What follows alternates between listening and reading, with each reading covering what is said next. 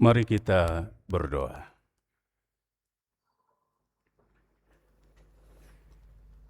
Allah Bapa, Anak, dan Roh Kudus, kami bersyukur untuk setiap karya yang Tuhan lakukan dalam kehidupan setiap kami.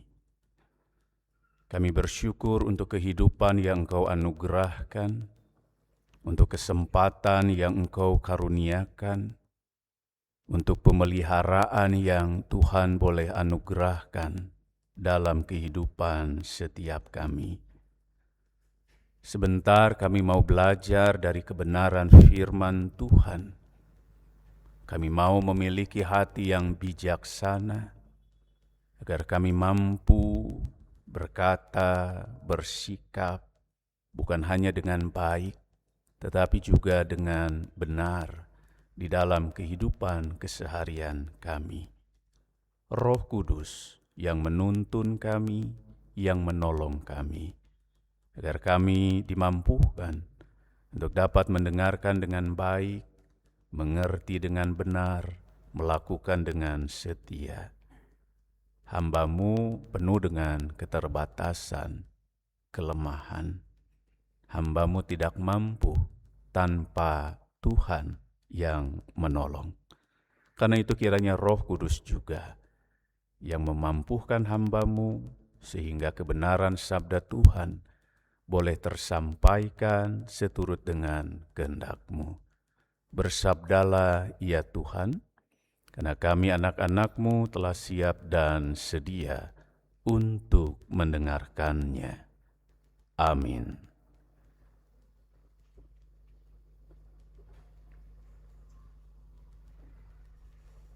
Satu Raja-Raja pasal 3 ayat 1 hingga 15. Salomo menjadi menantu Firaun, Raja Mesir. Ia memperistri putri Firaun dan membawanya ke kota Daud. Sampai ia selesai mendirikan istananya dan rumah Tuhan serta tembok sekeliling Yerusalem. Hanya saja, bangsa itu masih mempersembahkan kurban di tempat-tempat pemujaan, sebab rumah untuk nama Tuhan belum didirikan sampai pada waktu itu. Salomo mengasihi Tuhan dengan hidup menurut ketetapan-ketetapan Daud ayahnya. Hanya saja, ia masih mempersembahkan kurban sembelihan dan dupa di tempat-tempat pemujaan. Pada suatu hari, Raja pergi ke Gibeon untuk mempersembahkan kurban, sebab disitulah tempat pemujaan terbesar. 1.000 kurban bakaran dipersembahkan Salomo di atas mezbah itu. Di Gibeon, Tuhan menampakkan diri kepada Salomo dalam mimpi pada waktu malam. Berfirmanlah Allah, "Mintalah apa yang perlu kuberikan kepadamu." Lalu Salomo berkata, "Engkau telah menunjukkan kasih setia yang besar kepada hamba-Mu Daud, ayahku, sebab ia hidup di hadapan-Mu dengan setia, benar, dan jujur terhadap Engkau. Engkau telah memelihara kasih setianya yang besar itu kepadanya dengan memberinya seorang anak yang duduk di tahtanya seperti yang terjadi hari ini. Sekarang ya Tuhan Allahku, Engkau telah mengangkat hamba-Mu ini menjadi raja menggantikan Daud ayahku. Sekalipun aku masih muda belia dan belum berpengalaman, hamba-Mu ini berada di tengah-tengah umat-Mu yang telah Kau pilih, umat yang besar, yang tidak terhitung dan tidak terkira banyaknya. Berikanlah kepada hamba-Mu ini hati yang penuh pengertian untuk menjadi hakim atas umat-Mu dan dapat membedakan antara yang baik dan yang jahat. Sebab siapakah yang sanggup menjadi hakim atas umat-Mu yang besar ini?" Tuhan berkenan sebab Salomo meminta hal itu. Lalu Allah berfirman kepadanya, "Karena engkau telah meminta hal itu dan tidak meminta umur panjang dan kekayaan untuk dirimu sendiri, serta tidak meminta nyawa musuhmu, melainkan meminta pengertian untuk menegakkan keadilan, maka aku melakukan sesuai dengan permintaanmu. Sesungguhnya aku memberikan kepadamu hati yang bijak dan penuh pengertian, sehingga sebelummu tidak ada orang seperti engkau, Juga sesudahmu tidak akan muncul seorang seperti engkau. Juga apa yang tidak kau minta, aku berikan kepadamu, baik kekayaan maupun kemuliaan. Sehingga sepanjang umurmu takkan ada orang seperti engkau di antara raja-raja. Selain itu, jika engkau hidup menurut jalanku dan memelihara segala ketetapan dan perintahku, seperti yang dilakukan Daud ayahmu, maka aku akan memberimu umur panjang. Lalu terjagalah Salomo, ternyata itu mimpi.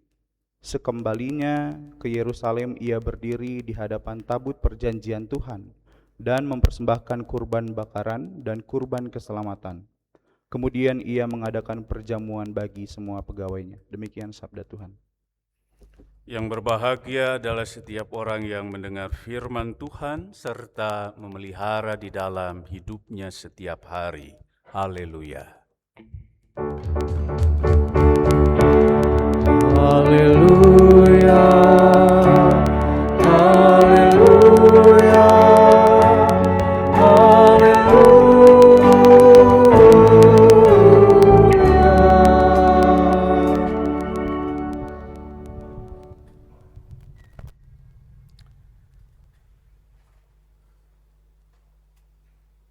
Bapak, Ibu, dan saudara-saudara, ini tema kita, hati yang bijaksana.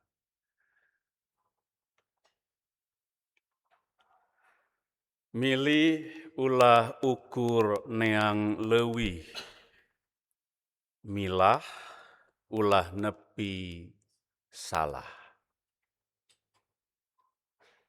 Jadi perlu hati-hati memang dalam memilih, dan juga perlu waspada dalam memilah.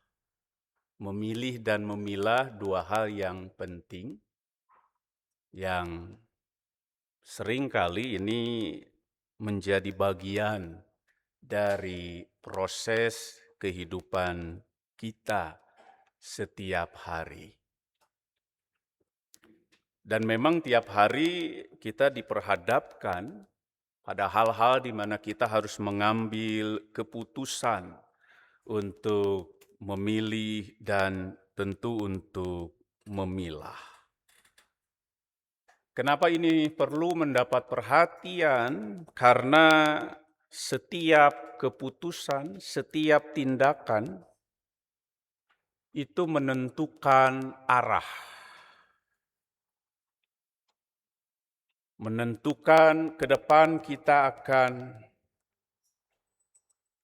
memperoleh apa, mendapat apa, ke depan kita harus bagaimana.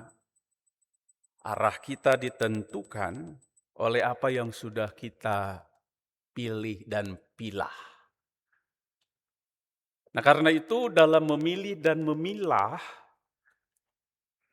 hati yang bijaksana, kebijaksanaan itu menjadi penting, ia menjadi perlu, ia menjadi harus, ia menjadi kudu. Lalu apa kebijaksanaan itu? Memang ada beberapa pengertian terkait ini. Kebijaksanaan bisa dipahami sebagai kepekaan hati, hati yang peka. Hati anu seukeut ngarasa. Kepekaan hati dalam membedakan mana yang baik dan tidak baik, mana yang benar dan mana yang salah. Atau bisa juga dimengerti sebagai lefsomea, hati yang penuh pengertian. Dia punya pengertian yang luas, pemahaman yang baik akan berbagai hal tentu. Karena ia berlatih, ia menjadi orang yang cakap. Gitu. Surti ku pangarti, kasipuh ku pangaweruh, kalau orang Sunda bilang. Atau bisa juga berarti syama. Orang yang bijaksana itu dia memiliki hati yang mau mendengar, hati yang mau memahami, bahkan hati yang kemudian mewujud menjadi sebuah aksi dalam kehidupan. Hati yang taat dan tindakan yang taat. Atau bisa juga dipahami bahwa kebijaksanaan, orang yang bijak itu orang yang hatinya penuh hikmat. Salomo meminta hikmat, Salomo meminta pengertian sehingga ia bertindak bijak. Hokmah, hati yang penuh hikmat dan kemampuan bertindak dengan tepat. Bukan hanya cepat. Kalau cepat tidak tepat, ya kurang baik. Tapi bertindak tepat, cepat, dan berhikmat.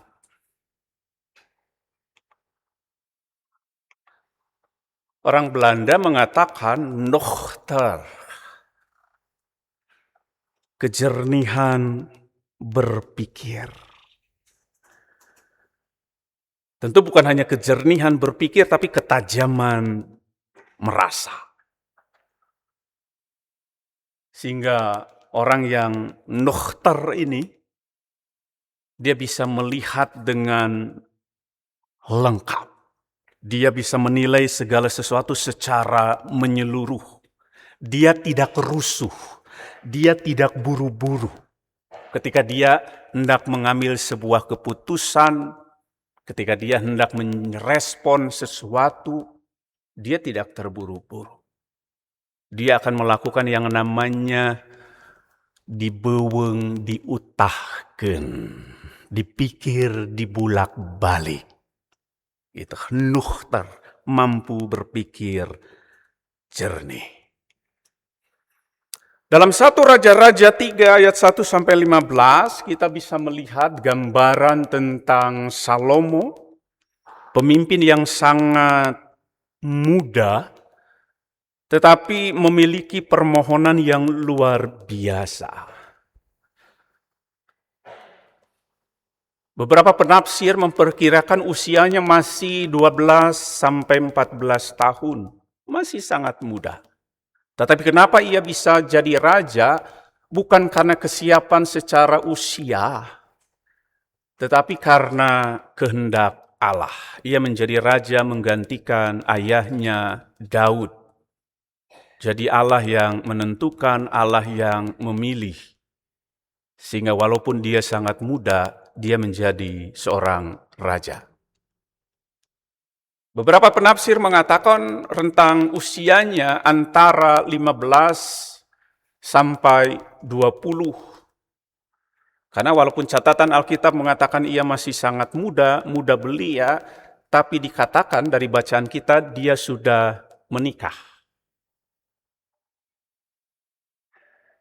Gitu. Tetapi catatan bahwa ia masih sangat muda belia bisa juga dipahami bukan dari sisi usia, tapi dari sisi bahwa ia muda dalam artian belum banyak pengalaman, belum banyak tahu, belum banyak mengerti, sehingga ia perlu tahu, sehingga ia perlu belajar mengerti, ia perlu belajar bagaimana menjalankan tugas dan tanggung jawabnya sebagai seorang raja untuk mengadili, untuk menghakimi, untuk memimpin.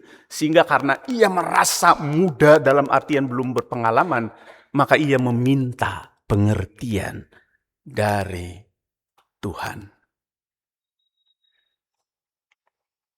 Nah, saudara-saudara, dalam mimpi yang bersifat teofanik, jadi ini bukan mimpi asal mimpi, gitu ya. Tapi ini punya makna mimpi yang di mana di dalamnya ada semacam penampakan, penyataan Allah. Dan di sana Tuhan dalam mimpi itu mengatakan kepada Salomo muda, mintalah apa yang perlu kuberikan kepadamu. Tentu sebagai seorang raja, Salomo punya kuasa, punya kabisa, bahkan dia punya kekuatan nurosa. Tentu bukan hanya karena menunjuk pada dia semata, tapi dia punya banyak prajurit, tentara, kereta berperang yang luar biasa. Tentu yang sudah dimulai dari kepemimpinan ayahnya Daud. Gitu. Bahkan kemungkinan mencapai 1 laksa. Nah, Bapak, Ibu, dan saudara-saudara yang dikasihi oleh Tuhan Yesus Kristus, yang menarik memang, Salomo tidak meminta kuasanya ditambah. Tidak meminta kejayaannya semakin besar. Tidak juga meminta umurnya itu dipanjangkan. Tidak juga dia meminta kekayaan. Ini yang menarik, Bapak Ibu. Bagaimana kalau Tuhan menjumpai kita, Bapak Ibu, lalu menawarkan, mintalah 3 permintaan. Gitu. Pasti kita mah sagala dipenta, Bapak Ibu. Da sagala hayang. Wah, kabeh dipenta gitu ya, nu alus-alus lah. Kira-kira seperti itu gitu. Namun sekali lagi ini menjadi menarik karena Salomo justru minta pengertian untuk memutuskan, untuk menimbang, untuk bisa memilih, untuk bisa memilah supaya tidak salah. Nah, mengapa Salomo bisa seperti itu? Karena pertama-tama Bapak Ibu dan saudara-saudara, saya merenungkan tentang istilah ini. Saha nu bisa narima kalemahanana, sabenerna kakara nambahan hiji, kakuatan deui kamanehna. Di bawahnya ada terjemahannya. Siapa yang bisa menerima kelemahannya sesungguhnya baru saja menambah 1 kelebihan pada dirinya. Salomo orang yang tahu betul batasannya, kemampuannya. Salomo yang tahu betul bahwa ia belum punya banyak pengalaman. Ada kelemahan, ada sisi kurangnya.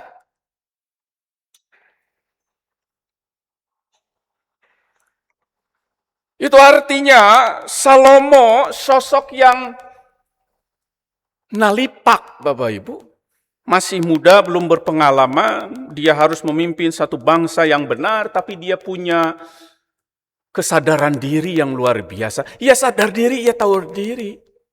Ia tidak menjadi sombong dengan jabatannya, dengan kuasanya, dengan posisinya sebagai raja. Ia masih tahu diri. Ia tahu batasannya. Ia tahu ada yang kurang. Ada yang belum lengkap dari dirinya. Ada yang perlu bukan hanya dipoles, tapi ada yang perlu memang dikuatkan oleh Tuhan. Disempurnakan oleh Tuhan. Dijadikan lebih baik oleh Tuhan. Dan kesadaran itu yang membuat Salomo nggak minta yang macam-macam. Dia tahu betul, aku memimpin bangsa yang besar. Bagaimana kalau aku salah memutuskan? Bagaimana kalau aku tidak mampu menjadi hakim yang adil atas umatku, atas bangsaku? Salomo nalipak, Bapak Ibu.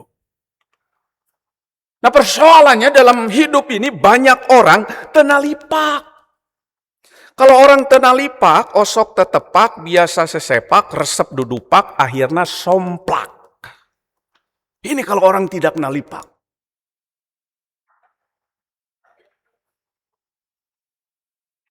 Tetepak, sesepak, resep, dudupak. Biasanya itu terjadi di mana, Bapak Ibu? Tetepak, sesepak, dudupak? Di Piala Dunia ya. Kan main bola gitu.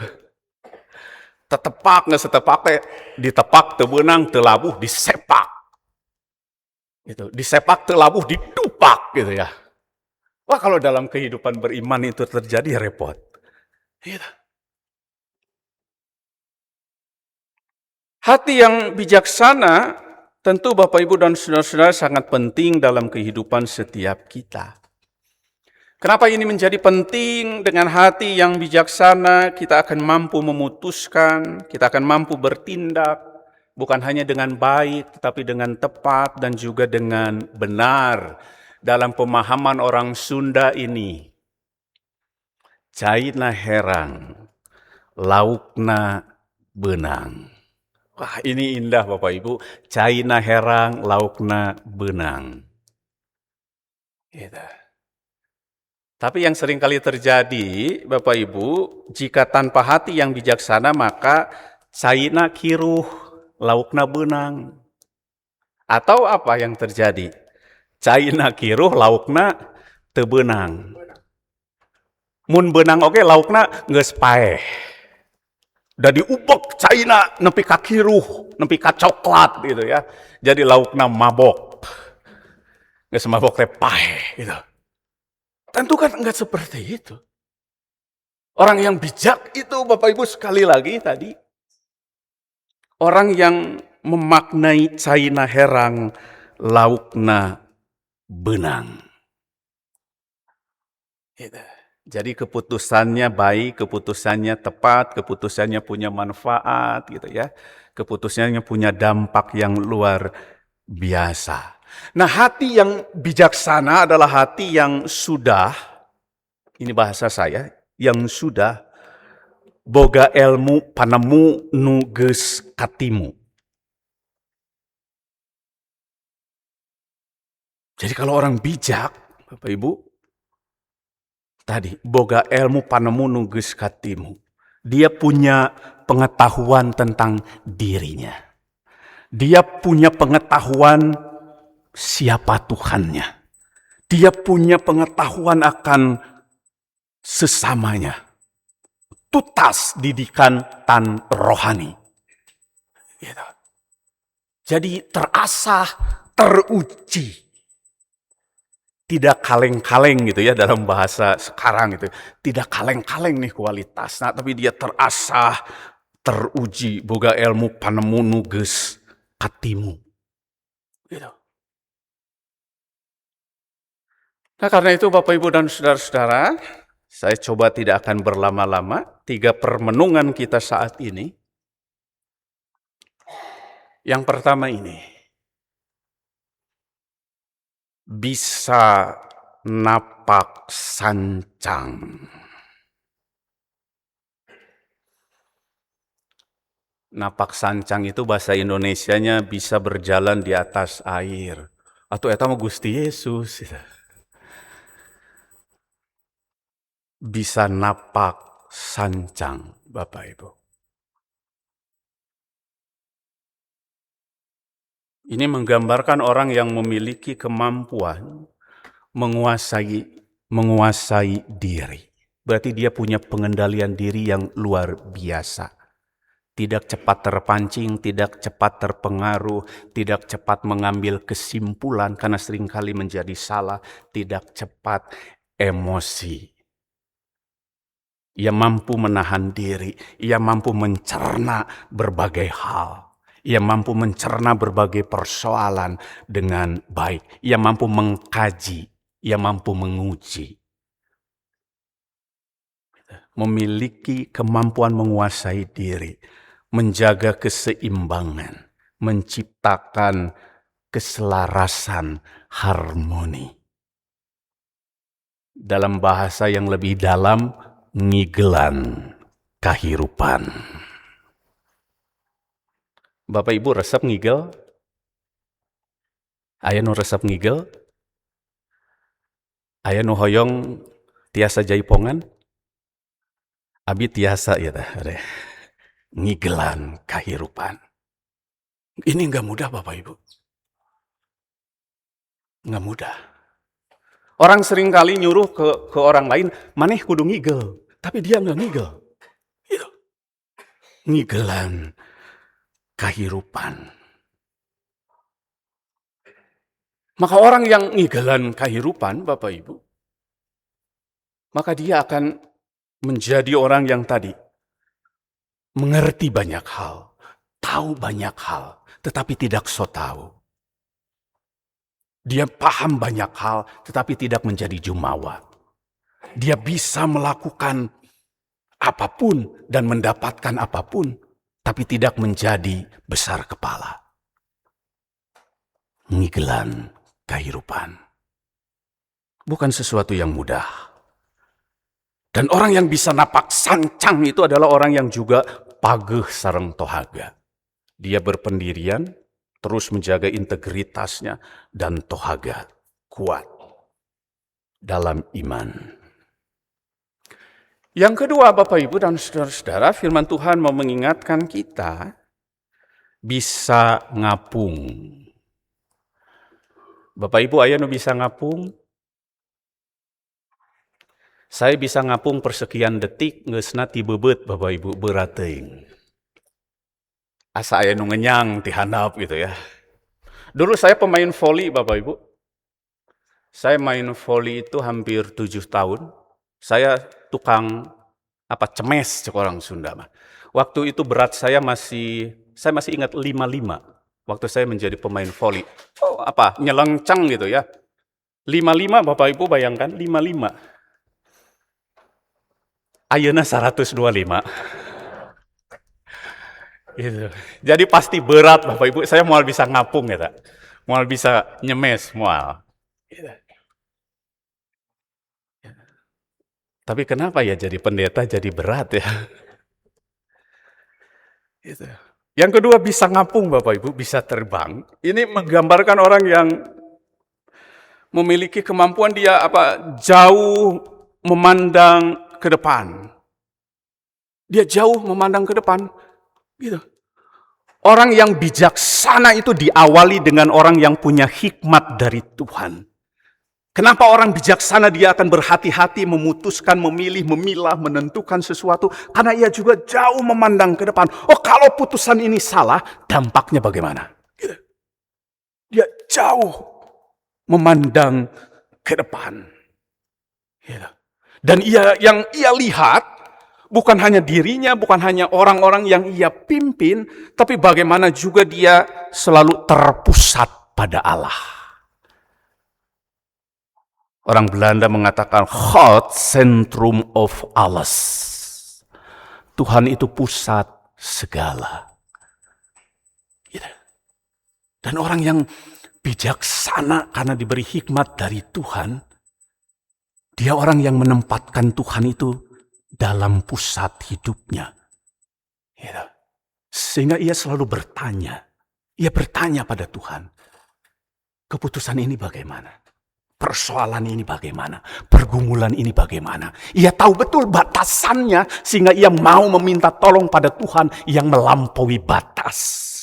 Yang melampaui segala sesuatu. God centrum of alles sama dengan filosofi Sunda itu ada istilah prayoga. Orang yang selalu menempatkan, orang yang tahu betul apa yang terpenting dalam hidupnya, yaitu Tuhan. Yang terakhir Bapak Ibu dan saudara-saudara, firman Tuhan hari ini mengingatkan kita, jadilah orang yang mampu bisa nerus bumi, bisa menembus bumi, bisa menyatu dengan bumi, atau ada istilah lain, membumi. Ulah jadi langit tapi kudu jadi bumi, ulah jadi langit tapi kudu jadi tanah, membumi. Bapak Ibu tahu suku apa di Indonesia yang paling terkaya? Bapak Ibu tahu nggak? Suku apa di Indonesia yang paling terkaya? Saya terinspirasi dari Penatua Hizkia. Suku Sunda Bapak Ibu yang paling terkaya. Kenapa? Karena dia punya bumi. Bumi di mana?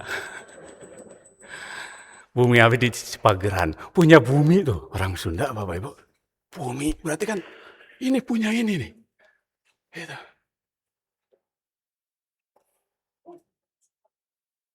Bisa nerus bumi menggambarkan orang yang memiliki kerendahan hati.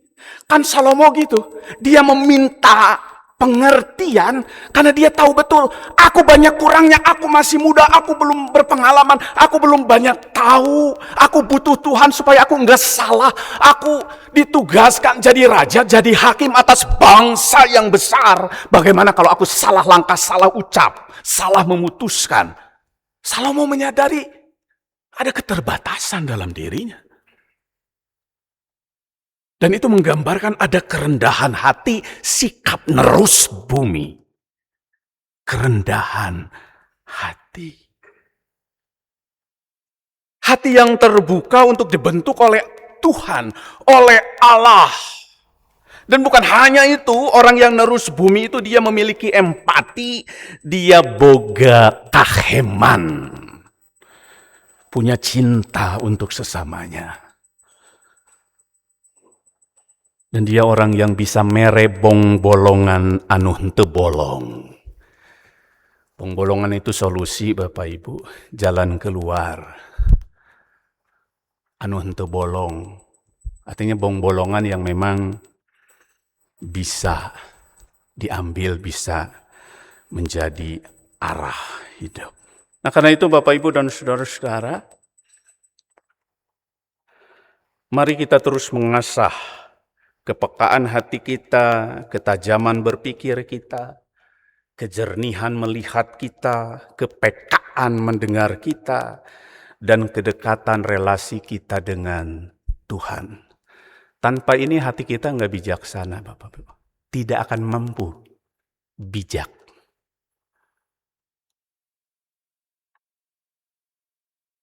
Nah, karena itu, semua itu penting agar kita boleh tetap berhikmat dan bijaksana dalam setiap keputusan kita. Gusti Yesus ngaberkahan. Amin.